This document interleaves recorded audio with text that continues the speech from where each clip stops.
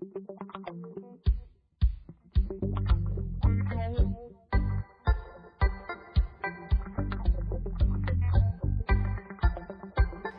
everybody, my name's Katmeow Garcia, and I'm so excited today to have a wonderful guest in the studio for CoolCouve. We're going to be talking about juvenile restorative justice with Jeff Oliver, who is an amazing, amazing facilitator, educator, media maker, producer. And I'd really like you to just tell us a little bit about the work that you did with ECHO, and thank you for being here. Thank you for having me. Yeah, ECHO has been a really cool program that we've done here at Open Signal. We started in 2000. Well, ECHO's always been a program that's worked with marginalized communities. We started working at McLaren Youth Correction Facility. And we worked on two projects, amazing nonprofits, Morpheus Youth Project and Hope Partnership. Yeah, they're amazing.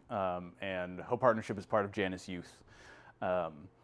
And we were teaching filmmaking and making projects and really giving them access to gear and equipment and information that they really didn't have on the inside, and helping them tell their stories, which we so often don't hear. I didn't hear stories about juvenile justice growing up. That wasn't a part of my life. So being able to work with those guys and seeing how just interested and how much access to the stuff they had never had, and the projects were amazing, and working with the guys was really it's my favorite project I've ever worked on. I'm curious to hear from you what your working definition of restorative justice is with juveniles. Also curious about the other side, which is like a punitive justice system. How do you define those things? How do you see them differing? The work that those nonprofits I said do, I mean, that's like the bread and butter. I mean, it would be hard to define it because it's so much kind of like working against the punitive system that we have in place. And so there's so many things that they need to do to, give these incarcerated youth, freedom while they're inside.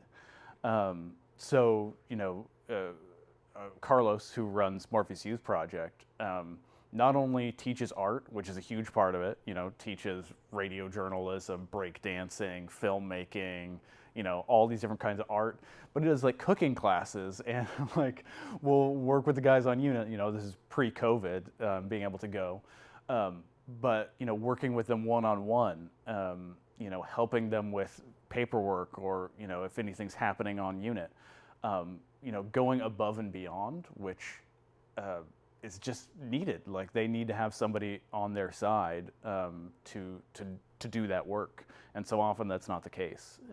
And working in a place like McLaren, it's hard because we have so many incarcerated youth, even in Oregon, where we don't think about it, but they're there. And so it was really a process of changing my brain of the outset of having a fearful mindset about what our juvenile system, our correctional system sets us up for, to be afraid of these incarcerated youth. But when you get in there and you hear their stories, it's just really tragic. So I started off a little bit apprehensive. What is this going to be like? But within, I'd say, half a day, we're joking. I use comedy a lot in my teaching. So you're getting this camaraderie, you're building it really fast, and they're just so genuinely excited about having people who are in there, willing to work with them, willing to do the stuff. And I got nothing but good vibes. Restorative justice, there's two pieces. There's the person who has offended or who has had a behavioral, negative behavioral issue. And then there's the person who was hurt. And so when you're giving the power to the person who had the behavioral issues, they can find in themselves their ability to reconnect with that hurt instead of just feeling their own hurt, which is usually why their behavioral issues come up. Yeah, definitely. So it just sounds like you really dove deep in without even knowing at first. Yeah, well, that's the fun part about it, it being so experiential and creating that safe space.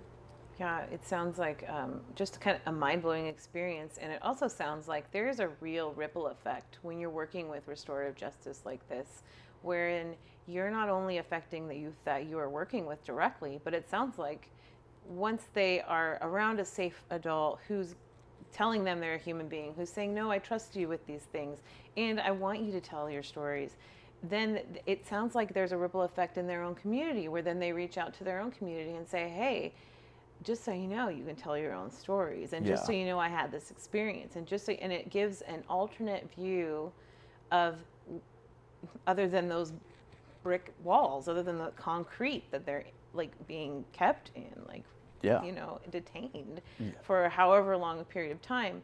There's your presence there not only affects the youth you're working with, giving them the idea that there's more, and that they can tap into themselves to see that, but also then affecting other youth in the facility who maybe aren't even involved in the program as well. CoolCouve. This has been an episode on restorative juvenile justice with the lovely, the fabulous, the comedic, and awesome Jeff Oliver.